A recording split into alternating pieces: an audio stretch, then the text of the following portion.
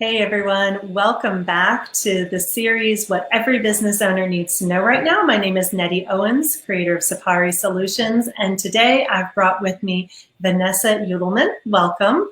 Thanks, Nettie. So glad to have you here. Vanessa's going to be talking to us about leadership, which we desperately need. And I guess my dog agrees. We desperately need leadership at this particular time. So Vanessa, just to share a little bit about you with everyone who's watching and participating, what you told me was that in most organizations, people are promoted into leadership without any training. And my personal experience has been that situation. But as you said, being a leader and managing people is a very unique set of skills, which is true. There are folks who were never meant to be leaders, and there are folks who will be shining stars, if given given just the right skill set to work with.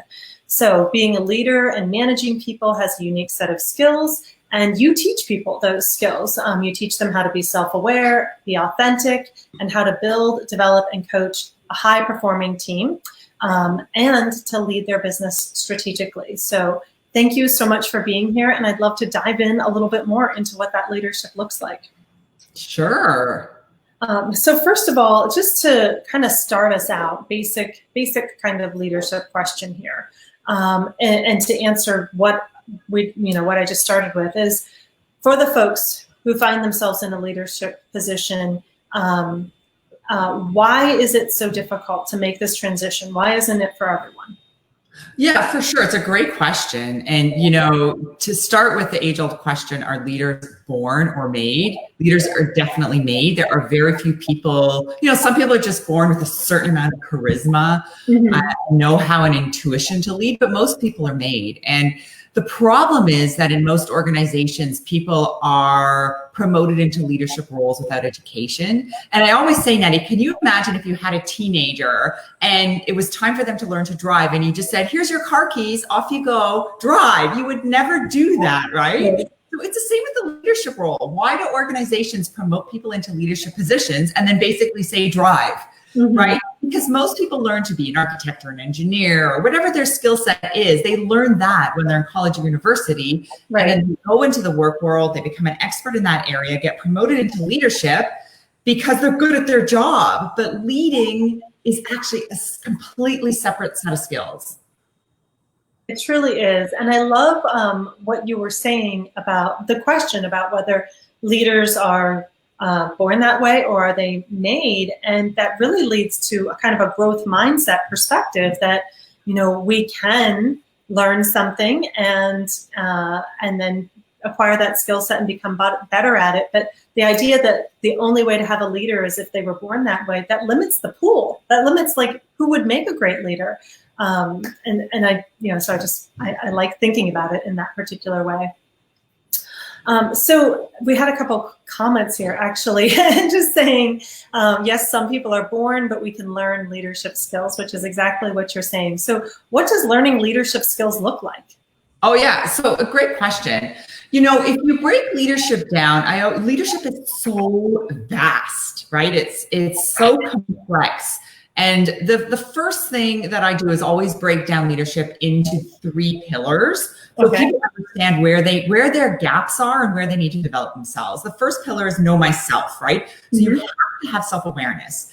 The second pillar that's critical for leaders is manage my team. So you have to know how to coach, how to develop your people, how to give feedback and have those conversations.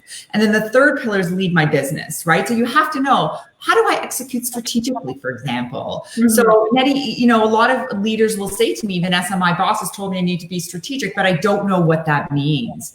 So that would be an example of a skill that I teach people is there are 3 parts of strategy. What does it look like to be strategic? In that lead my business section, for example, change management and leading change is another skill that you can teach people. All leaders have to lead and manage change, right? Especially in today's environment, but they don't know how. Well, there are a set of skills and tools that you can leverage to communicate change, to bring people along in terms of changing their mindset, so they're more aligned when it comes to your change plan. So, even things like giving feedback, you have to give feedback, but a lot of people fear feedback, for example, because they don't know how to give it properly. Well, that's a skill that you can learn. There's tools associated with that people can learn and practice. I love the idea of this just being like a normal thing, Yeah. Just like you would learn all the other things. Like you said, if you go to school to be an architect, to be an engineer, to be a teacher, you would have practiced over and over and over again before you stepped into those roles. So adding leadership and then just knowing that there are skills that you can practice to become better at it. I love the 3 pillars. And then I heard you say 3 again, and I love it because it just makes it so simple, right? Just these steps that you can take. So leading at this point has new challenges that we've never faced before, or maybe on the level that we haven't faced before. That's probably a more accurate description.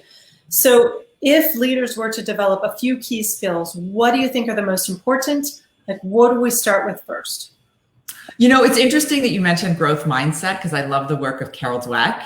I am a huge fan, and she talks about fixed and growth mindset. So I think growth mindset and self-awareness is huge. That's the first step, is to really, because when you're in a fixed mindset, you believe everything's set in stone. Right. Nothing can change. But when you're in a growth mindset, you know that with hard work, you can focus on anything and develop a new skill. And I think leaders have had to learn new skills in this time. For example, leading virtually.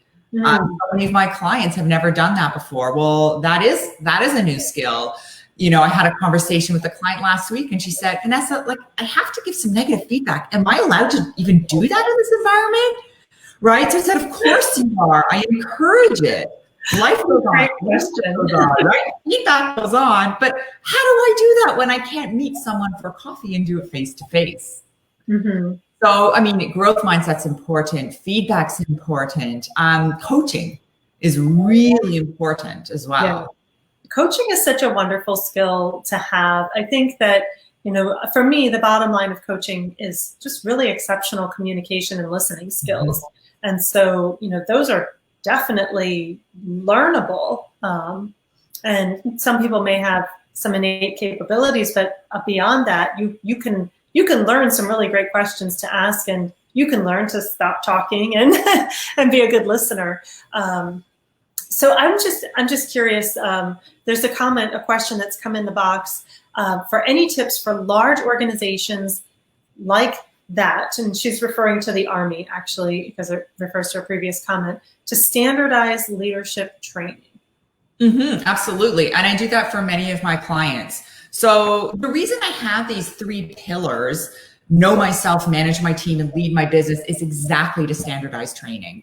And what I do with my clients is all levels of organizations go through an 8-module leadership program. So everybody understands the same tools, uses the same language. I use an assessment tool, for example. Highly recommend organizations assess all of their talent so people understand what are my strengths, what are my weaknesses. So yeah, you have to have a plan in place when you want to roll out strategic leadership development, just like you have a strategic communication plan or strategy to move your business forward. You have to have a strategic leadership plan.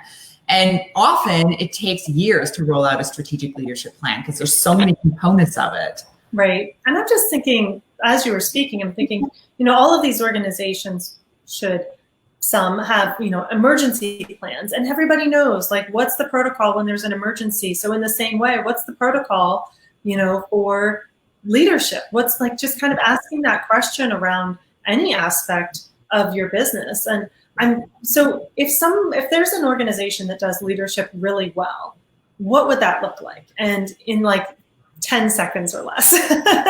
So it means that their leaders are self-aware. It means that their leaders really know how to coach and develop their teams. And it means that leaders really know how to take the vision of the organization, trickle it down, and really hold people accountable. That's, to me, in a summary, summing it up in a nutshell. I know, tiny amount of time. So if you're interested in learning more, Vanessa has a great option for you to click here, topleadershipskills.com, and I hope you will reach out and connect with her. You can find her on LinkedIn as well. Thank you so much for being here today, Vanessa. Thanks, Nettie. Lovely to chat with you as always.